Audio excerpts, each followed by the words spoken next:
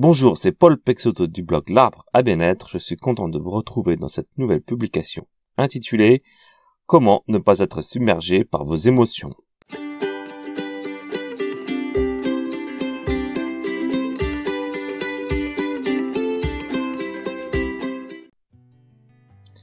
Cette semaine, je me suis rendu compte que bien que je sois toujours très attentif à la qualité de mon capital bien-être, je suis victime d'un stress chronique qui me paralyse la vie.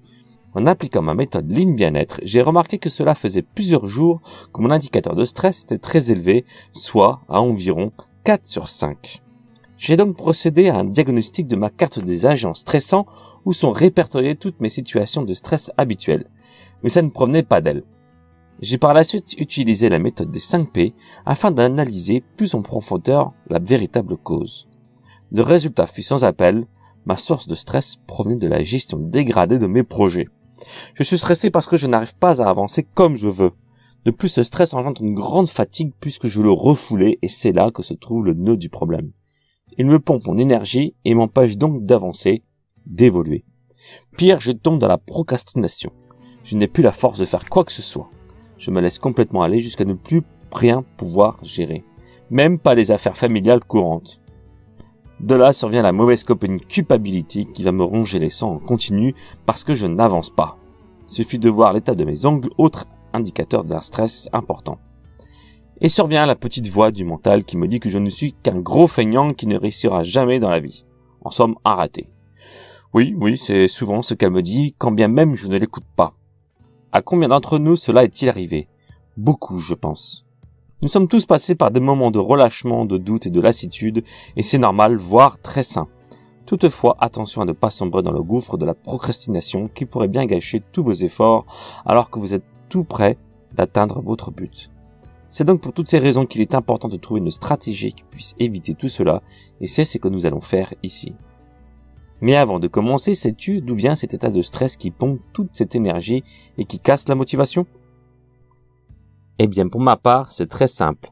C'est parce que je me mets des objectifs trop élevés par rapport aux moyens réels que je possède.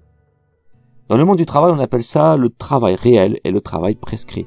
Vous savez, quand votre supérieur vous donne une tâche précise à faire dans un temps imparti, mais que vous n'arrivez pas à le terminer pour X raisons. Eh bien, c'est parce que le travail prescrit par votre chef ne reflète pas la réalité du travail réel. Le temps que vous, avec vos capacités et vos compétences, pouvez mettre pour le réaliser.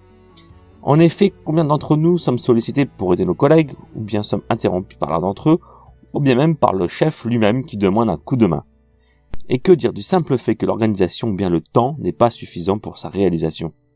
Force est de constater que nous vivons aujourd'hui dans un monde du travail où on nous demande de faire toujours plus avec toujours moins. C'est une réalité. Eh bien, ce mauvais pli, nous l'avons également pris dans notre vie quotidienne.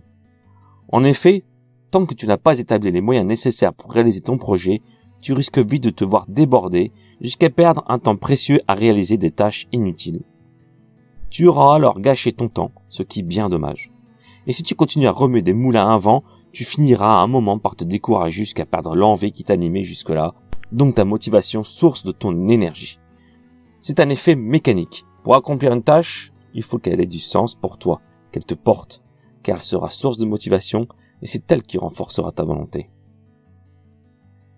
Le problème est que si tu n'es pas bien organisé, que tu n'as pas évalué correctement les moyens nécessaires pour arriver vers ton objectif, eh bien tu finiras avec le temps par le perdre.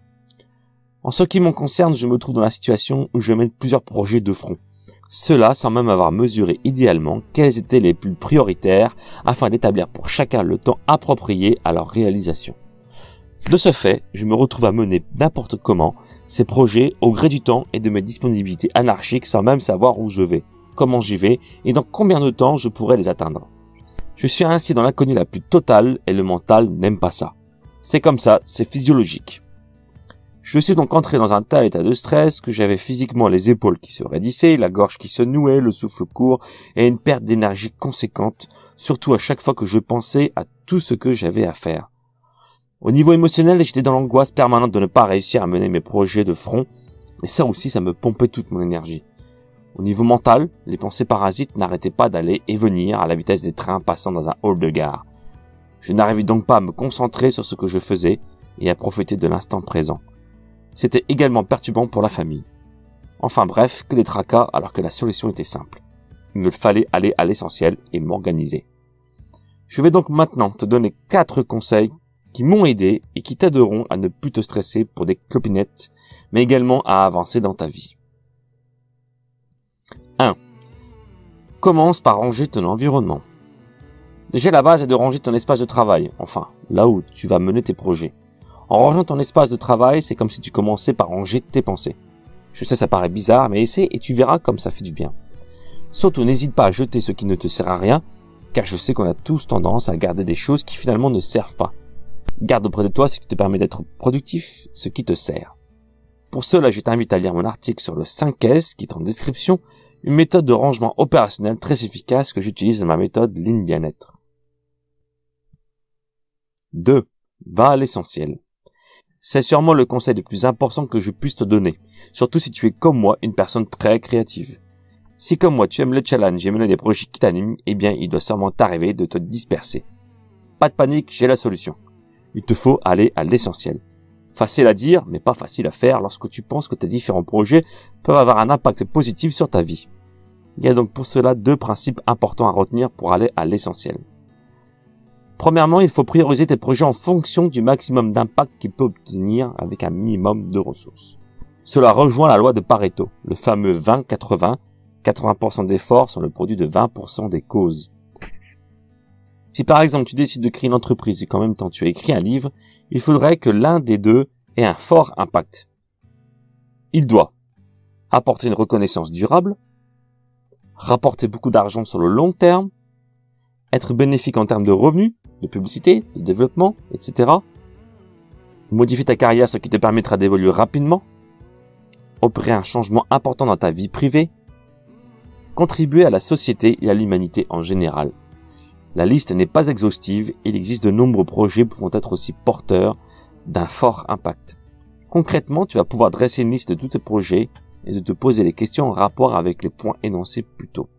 Tu vas ainsi voir apparaître plus clairement les projets ou des tâches à fort impact qui te permettront d'aller à l'essentiel. 3. Fixer des limites. Le deuxième principe, tout aussi important que le précédent, est de se fixer des limites. C'est sûrement le plus difficile des principes à appliquer puisque quand je suis parti dans une tâche, j'ai beaucoup de mal à m'arrêter.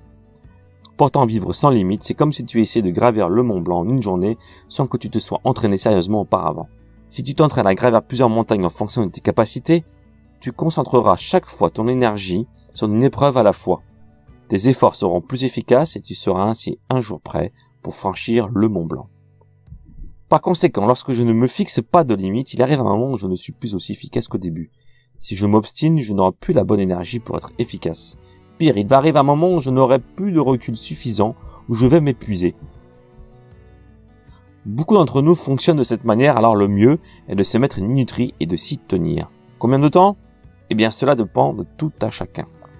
Commence par des sessions de 30 minutes et va en augmentant. Cela dépend aussi de ta forme du moment. C'est donc très subjectif. Un autre problème est lorsque tu t'arrêtes en pleine inspiration. Tu as peur de regretter de ne pas profiter de ce flux d'énergie créative. Je le comprends, c'est normal, alors il y a 2 solutions. Soit tu notes rapidement sur un post-it ces idées pour les reprendre par la suite, ou bien tu t'accordes encore un moment. Mais attention à ne pas être trop long. Évite de dépasser les 10 minutes de rab. Le plus important est donc de tester ces fourchettes de temps et de réajuster en cas de besoin. Grâce à cela, tu vas pouvoir être beaucoup plus efficace dans tout ce que tu fais et ainsi accorder plus de temps pour les affaires familiales. Mais se fixer des limites, ce n'est pas seulement ça. Il te faut aussi choisir un domaine au lieu de faire plusieurs choses à la fois. Donc commence par un seul domaine ou projet, celui qui aura le plus grand potentiel de succès. Mais c'est également simplifier ta vie en réalisant des activités énergivores qui ne t'apportent pas grand-chose. Cela peut être par exemple des tâches quotidiennes, des séries ou des films, des sites, des blogs, des journaux, les réseaux sociaux, des dossiers à traiter en attente, des mails, du temps passé au téléphone ou bien à discuter. Attention, je ne dis pas qu'il ne faut pas le faire, mais il faut bien le faire. En gros, est-ce que le temps passé à faire toutes ces choses t'apporte de la valeur ? Si ce n'est pas le cas, alors arrête de les faire. Pour les autres, tu peux peut-être diminuer leur temps pour te concentrer sur l'activité ou un projet qui lui t'apportera beaucoup. Pour faire correctement le tri dans tout ça, encore une fois, il faut tester. Seule l'expérimentation te permettra de faire les bons choix comme je te l'ai expliqué précédemment. 4. Établis un planning. Maintenant que tu as choisi les projets les plus importants et que tu t'es fixé des limites, tu vas pouvoir passer à cette nouvelle étape. Pour établir un planning, tu dois lister toutes les tâches de la vie quotidienne sans oublier d'y inclure un vrai moment pour toi. Un moment qui te permettra de souffler, de te faire du bien. Quantifie le temps dont tu as besoin dans ta semaine pour le passer avec ton meilleur ami qui n'est rien d'autre que toi. Puis inclus les relations familiales et amicales. Demande-toi avant combien de temps il te faut par semaine pour mener à bien chacun de tes projets. Note-le et maintenant passe à la prochaine étape. Teste ton planning. Tester est la meilleure chose à faire pour devenir efficace. Il te permet d'être flexible et de t'adapter aux circonstances de la vie. D'ailleurs, c'est un concept important à prendre en compte. Ne t'acharne pas à respecter ce planning. Pour l'instant, ce n'est qu'une ébauche et le point fort d'une bonne organisation est de savoir s'adapter. Même dans la vie quotidienne et principalement professionnelle, il est important de développer ses capacités d'adaptation. Ce qui veut dire que même lorsque tu auras une organisation bien définie et efficace, tu devras toujours garder en tête que tu dois être flexible. N'oublie pas que le plus important pour mener à bien tous tes projets qui t'apporteront de la valeur, c'est ta famille. Et je sais de quoi je parle pour avoir failli tout perdre dans ma vie. Donc ne néglige pas ta famille, tes amis et surtout toi. N'oublie jamais ça. C'est un des secrets de la réussite. Tu vas devoir pour toutes ces raisons leur donner une copie de ton emploi du temps et leur expliquer clairement ce que tu fais. Ainsi ils comprendront tes choix et ton organisation. D'ailleurs, ils pourront même t'aider. D'ailleurs, c'est important de les faire participer. Avec ces conseils, tu vas pouvoir maintenant arrêter de stresser et te bouger pour réaliser tes projets ou même vivre ta vie plus sereinement. Être plus heureux puisqu'il s'applique aussi dans tous les domaines de la vie quotidienne. Cette organisation te permettra même de vivre et de faire les choses plus intensément en étant plus concentré dans l'instant présent et de ce fait, d'être plus efficace. Tu vas découvrir en toi des capacités inouïes qui te permettront de réaliser beaucoup de choses en peu de temps sans être fatigué et encore moins en surstress. Tu vas même avoir un regain d'énergie incroyable, tellement c'est fabuleux de pouvoir être aussi efficace. Voilà, j'espère que cet article t'a plu et qu'il t'a surtout aidé. Maintenant, si tu désires aller plus loin dans l'art d'aller à l'essentiel, je t'invite à découvrir le livre de Leo Babauta, L'art d'aller à l'essentiel. Il te donnera encore plus de conseils qui t'aideront à aller plus loin et encore plus vite dans ta quête de mieux-être. Si tu achètes ce livre, sache que je toucherai une petite commission qui m'aidera à payer les frais de mon blog. Je t'en remercie donc par avance. J'espère donc que cet article t'a plu. Donc n'oublie pas de le partager avec les personnes que tu penses pouvoir aider, de me laisser un petit commentaire pour pouvoir échanger et partager sur le sujet. Et n'oublie pas aussi de t'abonner si tu le désires. N'oublie pas que tu es le seul et unique créateur de ta vie. Il ne tient qu'à toi de le façonner. Prends soin de toi. C'était Paul Pexoto du blog L'Arbre à Bien-être.